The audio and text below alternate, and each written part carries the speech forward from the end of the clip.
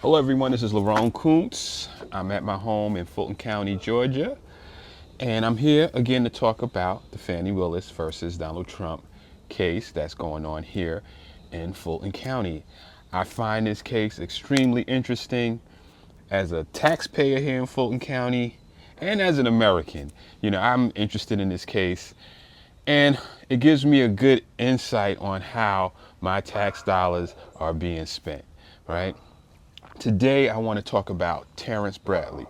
Terrence Bradley is the focal point of the news right now concerning this case, but I want to crystallize exactly who Terrence Bradley is and his role in this whole saga.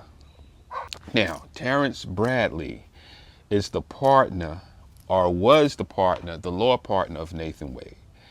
They both worked out of the same office from 2018 to 2022. All right. And during the last several months, he has been in communication via text message and email with Ashley Merchant. Now, Ashley Merchant is the defense attorney for Michael Roman. Michael Roman is one of the 18 people, aside from Trump, that were charged with this RICO case. Bradley is telling Merchant through these text messages that, hey, Nathan Wade and Fani Willis have been in a relationship since 2019. Before she even became DA, they were in a relationship together. And he is pretty much helping her craft this motion that is going to the court to ask for Fani Willis to be disqualified. Ultimately, after Ms. Merchant gets this information, she files a motion to the court.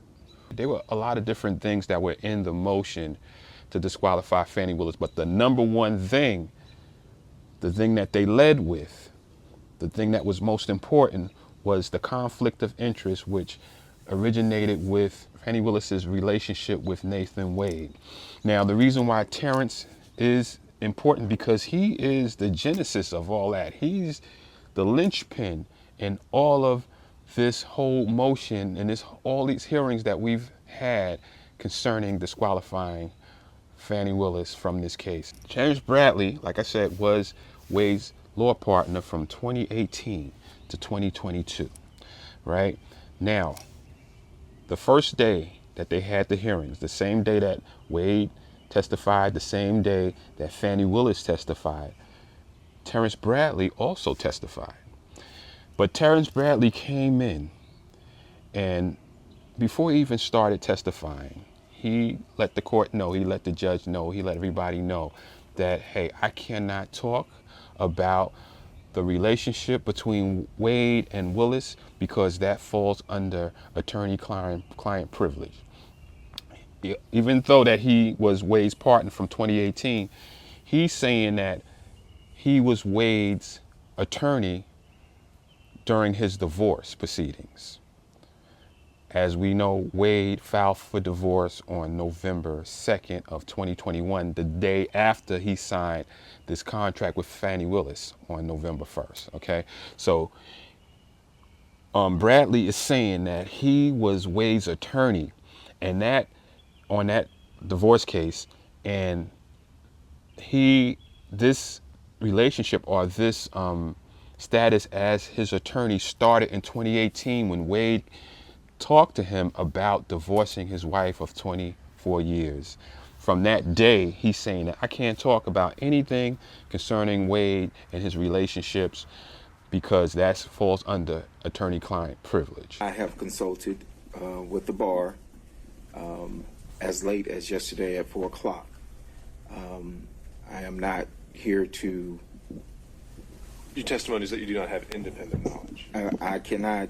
I was advised by the bar that Rule 1.6 of confidentiality applies, and that I cannot reveal anything that I saw or learned. And that if the court is asking me to do that, that an immediate certificate of review should be asked. And so I'm not here to misrepresent to the court or to say anything inappropriate or anything. I am here because I also have a law license, and I'm not trying to lose that. Now, the second day of testimony, they get him on the stand again. Bradley is back on the stand. They're asking him about these text messages, and he's holding it down. He's like, I can't talk about that. This is attorney-client privilege. I cannot discuss anything concerning Wade's relationships because I was his attorney from 2018 to 2022. And he is consistent with that, and he does not want to share anything concerning that relationship. So one of the attorneys for Trump says to the court, he says, Judge, they had a case like this in Texas, and they forced an attorney to testify against his client because they determined that the client was trying to perpetrate a fraud onto the court. Court of Common Pleas of Ohio. Fraud upon the court is Mr. Wade lying under oath about the starting date, and the attorney-client privilege under those circumstances, where that material fact is pierced, and the attorney may be forced to testify to the contrary or inconsistent statement so that the fraud on the court no longer holds. And so the judge is like, oh, okay, you know what, I want to see that. And the judge is asking also, are there any cases like this from Georgia, you know? And they're saying, well, Judge, we're working on that. We're working on that. As soon as we get something, we'll let you know. But we have this case right here from Texas. And so the judge is like, you know what? You know what I'll do?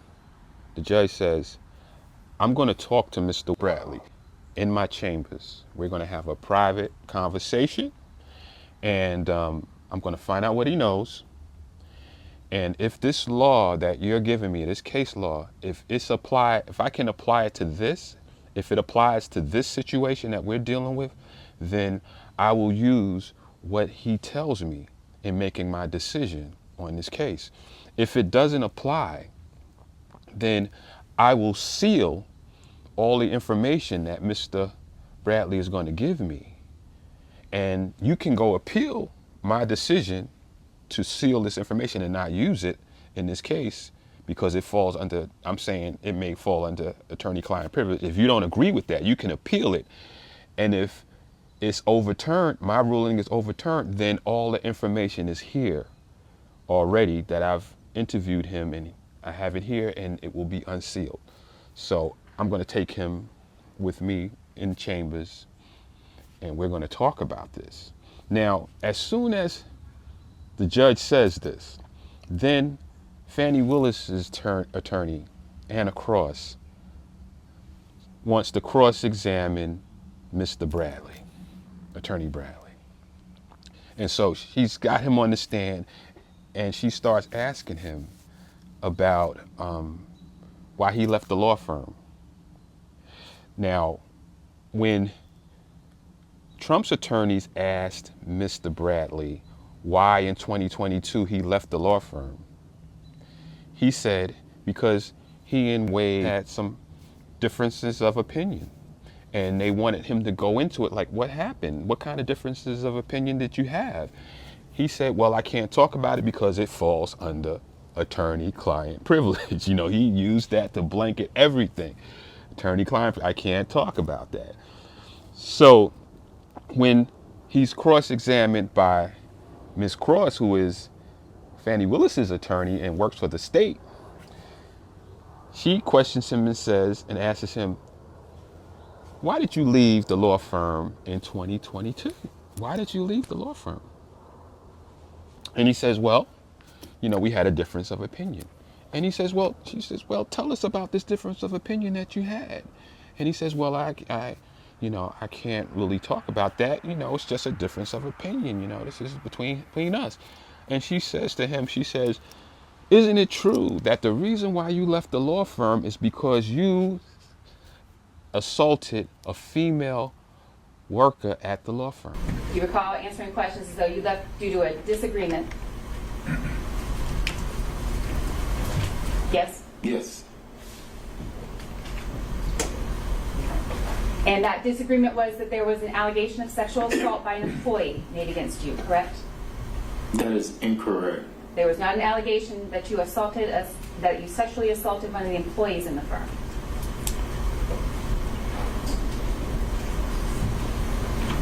That is incorrect, but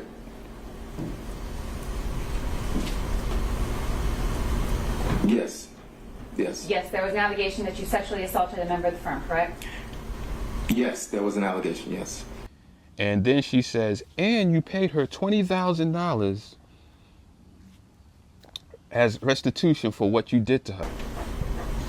Mr. Bradley, you in fact paid that employee $20,000, correct? That is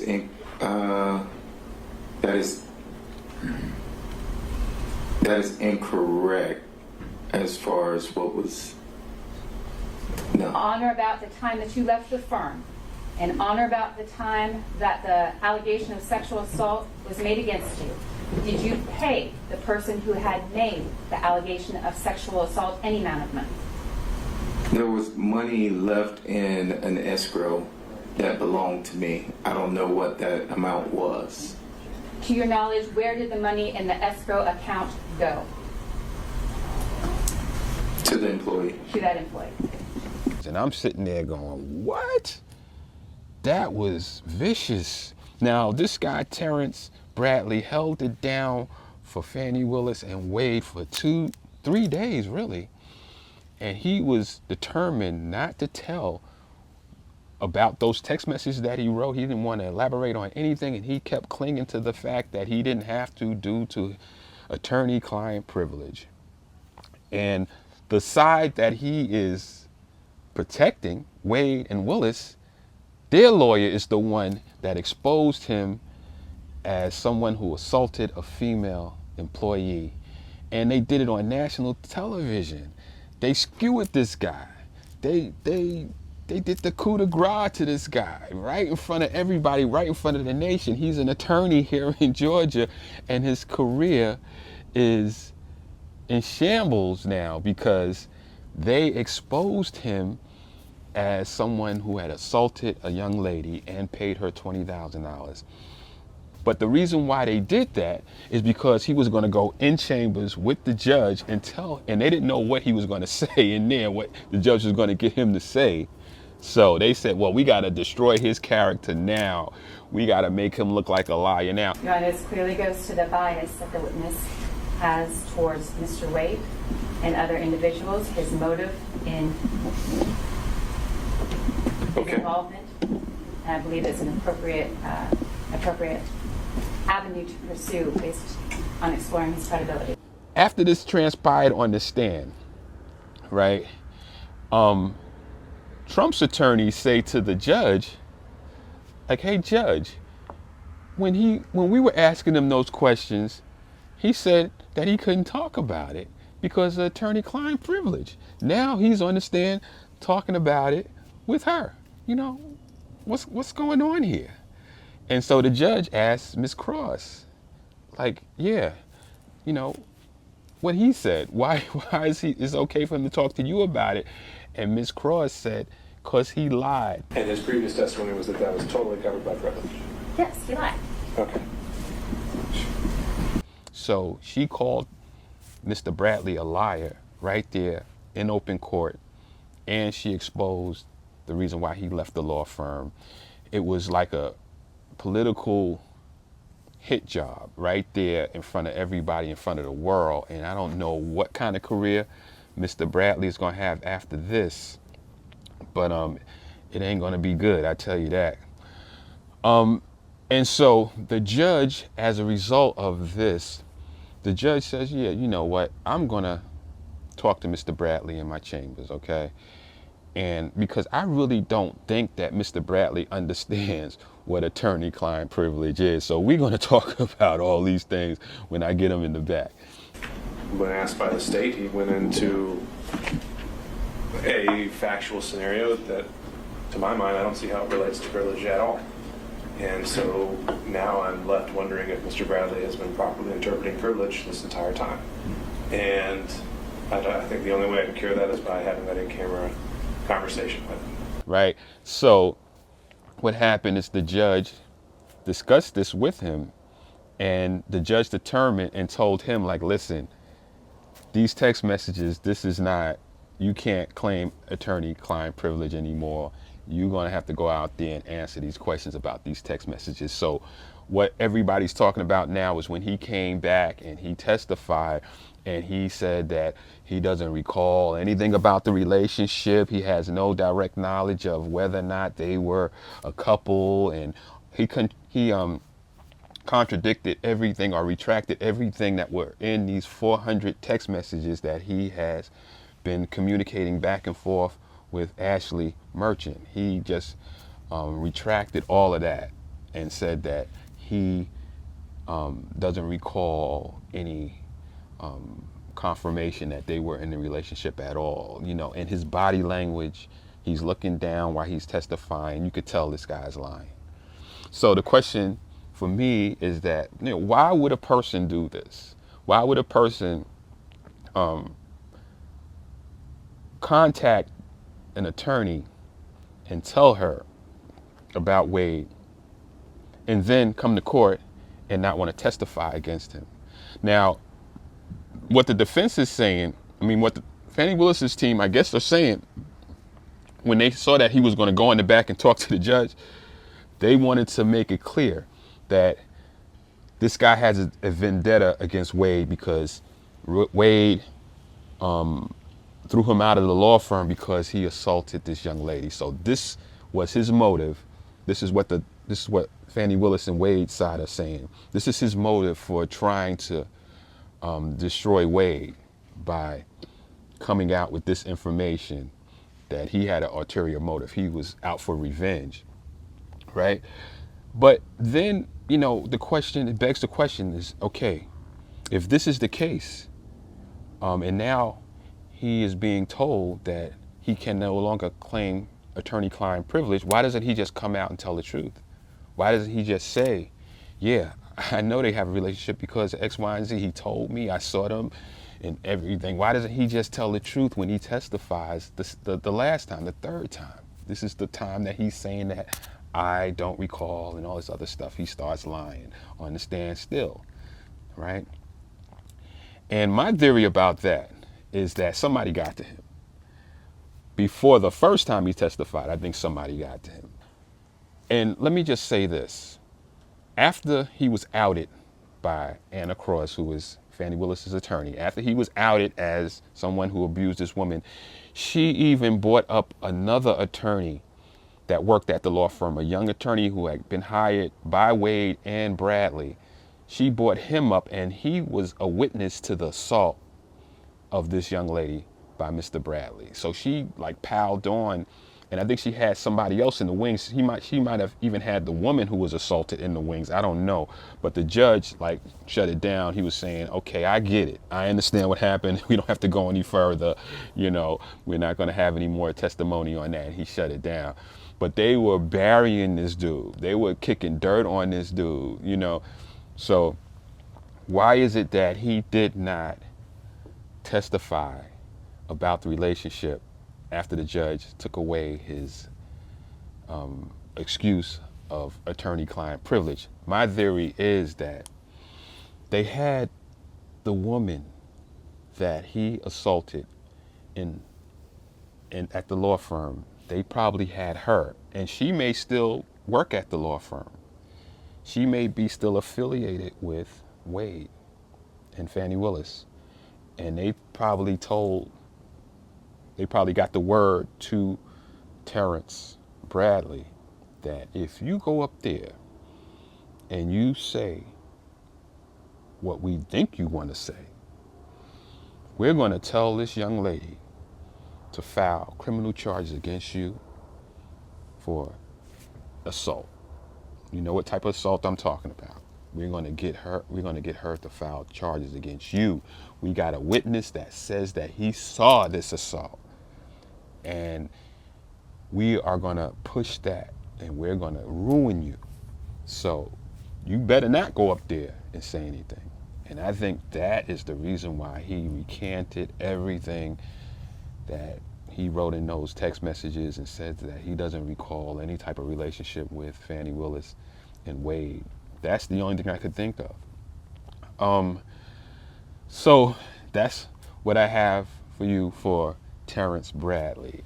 I'm going to also talk about the whole closing argument. So I'm going to get to that. And there's 2 weeks between now and when the judge is going to make his decision. So I'm going to be coming back very regularly and bringing updates and talking about the closing arguments as well and filling in all the blanks with that. And I just want to thank you all for tuning in and coming back and checking me out. Thanks for all the kind comments that you have left. I've read them. I appreciate y'all. And until next time, as always, peace and stay safe.